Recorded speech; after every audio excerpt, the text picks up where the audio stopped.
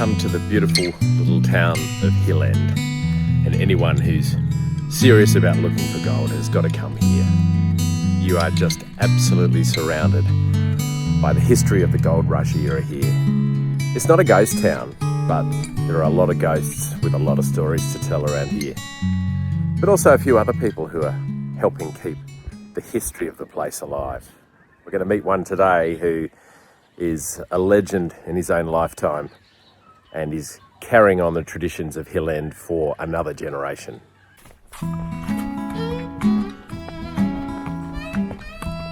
Jhob Drinkwater is Hill End born and raised. And he's taking his YouTube fans on a gold hunting discovery through the eyes of the old-time prospectors, usually from the saddle of his faithful horse, Girlie. Hey, not so bad after all. Yeah. Growing up, gold panning was just a secondary skill that I think a lot of locals had in Hill End, as well as horse riding. And when I started to look at the YouTube prospectors, I asked myself, what could I do to set me apart from everyone else? Horse riding's one of my strengths.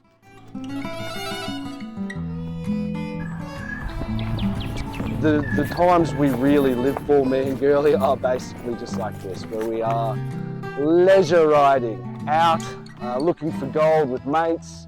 You've got gold in your veins. You were brought up, you almost had no option but to kind of dig around in muddy creeks. That's just where I spent my pastime as a kid, really. And then as an adult, I saw that there are other adults doing it. And I used to do that as a kid. And I remember in Bathurst having a couple of mates and they had a gold pan and they said, "Jhob, there's gold in this pan, but we can't get it out." And they were amazed. They were like, "How is he doing this? How can he find these minuscule pieces of gold in this pan full of dirt?" So you had a skill that you could transfer to other people? 100%, without even realising it, that it was like a really cool skill to show other people. I just thought everybody knew how to pan.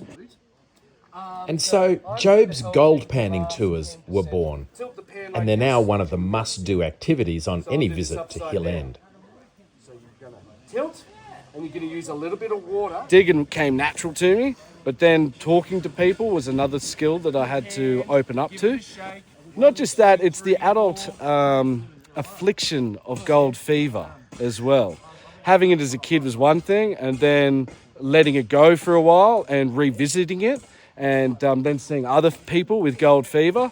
There's a camaraderie in it. Break it up, get it soupy, and then you're just going to repeat. There's a certain magic about finding gold for the first time. There is no doubt about it. A lot of people will come down here, they look at it's just dirt and a metal pan or a plastic pan at the end of the day. But after 5 minutes of learning the process, you end up with a little bit of gold in the pan and no dirt. And that, I think, to people is a bit of a magical process. Straight fresh out of the gold traps. That's a beautiful little $5, $10 piece. It's really strange to do this, I should say, with people around. It's really easy to do it when you're in the middle of nowhere and it's just you, the camera. Normally it's just so quiet, it's just me and my dog or my horse, and we're in no man's land. We're going through. You're really connected to the history of gold mining too, aren't you? I mean, we see that in some of the equipment you use, the fact that you like to incorporate your horse, you know, Yeah.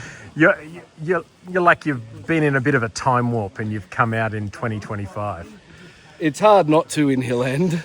As soon as you step into Hill End, you are cast back into time. The place is well preserved of how it was back in the 1800s, of our gold rush, and a lot of pivotal historical moments, I believe, in my opinion, happened in Hill End back in the 1800s.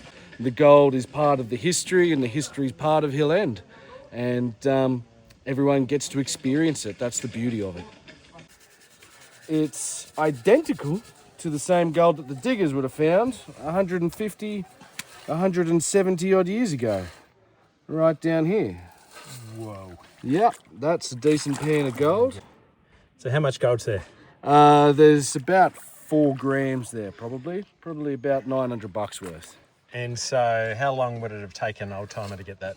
An old timer would have got that in a pan or at the end of the day very easily, in my opinion, down here in the 1800s.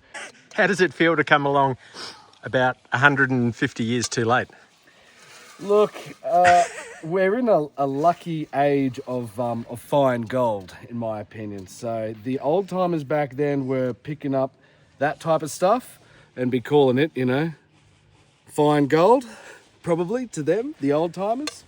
Luckily, they've left us all of this sandy stuff where you keep collecting it up, you get a wicked collection, and it weighs really well at the end of the day.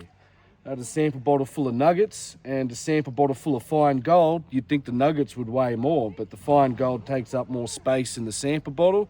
Therefore, the fine gold, believe it or not, stacks up a lot faster, as long as you get a lot of it.